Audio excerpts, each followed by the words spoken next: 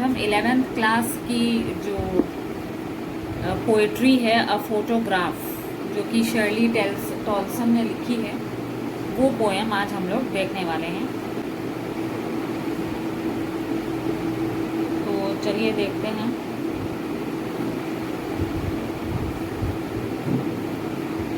The cardboard shows me how it was when the two girl cousins went paddling, each one holding one of my mother's hands and she the big girl some 12 years or so.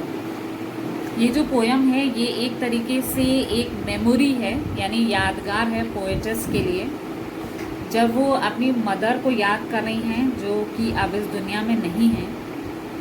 तो वो ये देखती हैं कि किस तरीके से cardboard के ऊपर एक पुरानी सी तस्वीर उनकी मदर की चिपकी हुई है, जो कि अपनी दो कज़न्स के साथ खड़ी हैं, और दाएं और बाएं साइड में उनकी दोनों कज़न्स हैं and her mother was standing in the middle. और इनकी मदर उन दोनों कज़न से बड़ी थी एज में, वो 12 इयर्स की थी उस वक्त। So here shows the photograph which was pasted on a cardboard. Cardboard के ऊपर वो चिपका हुआ था, और इसमें ये इस तरीके से हम लोग को ये पता चला है कि पोएट्स ने कितना संभाल के ये तस्वीर रखी हुई है, जिसमें उनकी मदर जो है वो अपनी दोनों कज़न्स के बीच में खड़ी हैं, और वही इन सब से बड़ी हैं, इन दोनों कज़न से बड़ी हैं, और उस वक्त उनकी एज 12 साल की थी।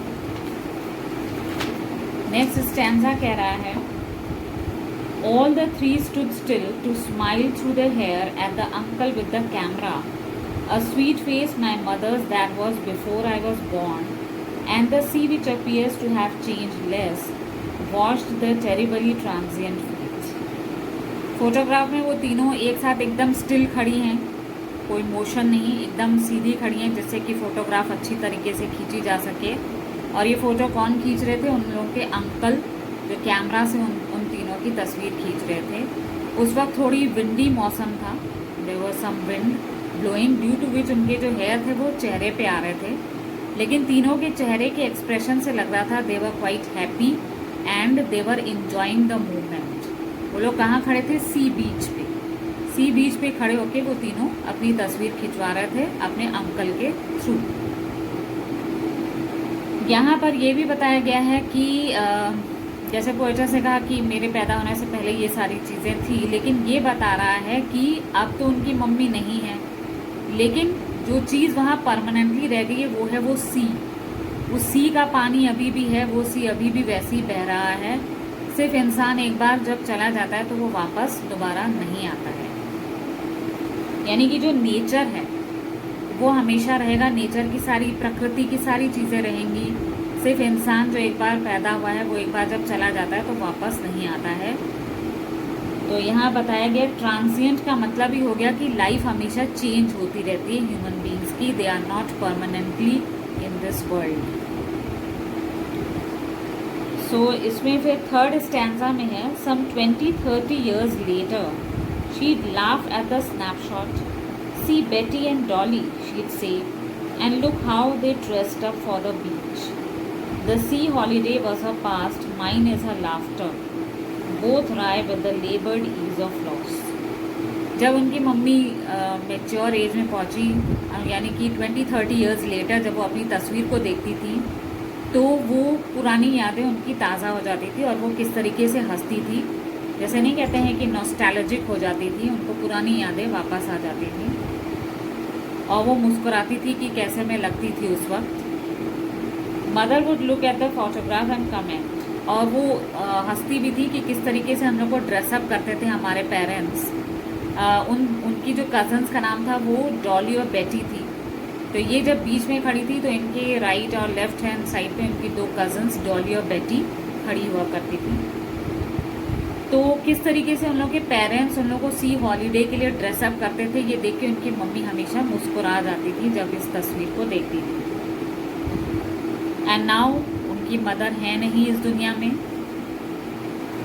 लेकिन जो पोएट्स है वो अभी भी याद करती कि किस तरीके से उनकी मम्मी इस तस्वीर को देख के प्रसन्न हो जाती थी, but sometimes she used to feel nostalgic, उनको पुरानी यादें ताज़ा हो जाती थी, और वो किस तरीके से काफ़ी शौक से दिखती थी कि हम लोग सी हॉलीडे के लिए कैसे ड्रेसअप करके जाते थे, कैसे हमारी तस्वीरें खींची जाती थी।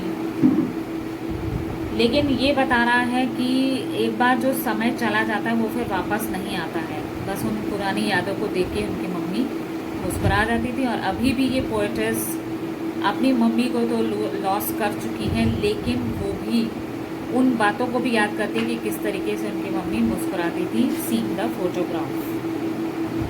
सो in the same way poet also feels nostalgic, क्योंकि वो उनको तो डबल ही है। The poet has got double loss. One is that she has lost her mother, तो अपनी मम्मी को याद करके भी वो काफ़ी ज़्यादा दुखी हो जाती हैं। दूसरा ये कि किस तरीके से उनकी मम्मी रिएक्ट करती थी आफ्टर सीइंग द फोटोग्राफ। तो ये जो लेबर डीज ऑफ लॉस है ये डिस्क्राइब करता है कि किस तरीके से उनकी ज़िंदगी में काफ़ी ज़्यादा लॉस हो गया, किस तरीके का गैप उनकी ज़िंदगी में आ चुका है। स्टैंजा 4 बताता है, now she is been dead nearly as many years as that girl lived, and of this circumstance there is nothing to say at all, it's silence silences.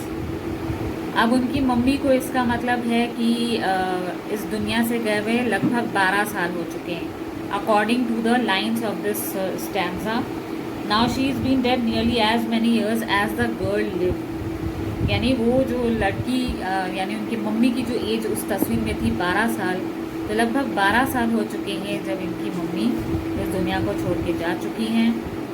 तो लेकिन जो आजकल के सर्कमस्टांसेस को देखते हुए जब वो अपनी मम्मी को याद करती हैं तो एकदम साइलेंट हो जाती हैं, एक तो तस्वीर देख के भी और दूसरा अपनी मम्मी के लॉस को महसूस करते हुए she becomes silent, no sound at all. So the silence caused by death makes the atmosphere gloomy, बहुत ज़्यादा वो दुखी हो जाती हैं और एक भी शब्द उनके मुंह से नहीं निकलता है। तो ये तो थी पोएम, और इस पोएम में जो फिगर्स ऑफ स्पीच है, एक तो एलिटरेशन है। एलिटरेशन क्या होता है, जब कॉन्सोनेंट्स बार बार एक लाइन में रिपीट होते हैं, like stood still to smile, तो एस एस एस बार बार रिपीट हो रहा है सेंटेंस में। फिर है ट्रांसफर्ड एपिथेट में, जैसे ट्रांजिएंट फीट्स, ये एग्जाम्पल है ट्रांसफर्ड एपिथेट का, जो कि ये बता रहा है कि किस तरीके से चीज़ें रिप्रेजेंट हो रही है, मतलब एक पर्सोनिफाइड की तरफ ट्रांजिएंट फीट बोला गया है इसको।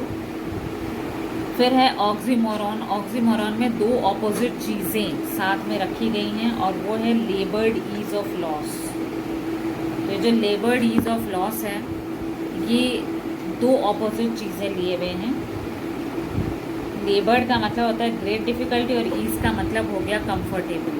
तो ये कैसे हो सकता है, लेबर तो मतलब होता है हार्ड वर्क और ईज़ मतलब कंफर्टेबल, तो इन दोनों शब्दों को जब साथ में एक सेंटेंस में एक साथ यूज़ किया जाए तो उसे हम क्या कहते हैं, इट बिकम्स ऑक्सीमोरॉन। फिर है पर्सोनिफिकेशन, इट्स साइलेंस साइलेंसेस। इसका मतलब है कि ये जो शांति है ये एकदम आदमी को शांत कर देता है, ठीक है। So this is a human quality. तो होप ये पोएम आप लोग को क्लियर हो गई होगी और इसके क्वेश्चन आंसर्स भी आप लोग को मिल ही जाएंगे नेट से। So if you have understood the poem, press the like button and subscribe to our channel. Thank you.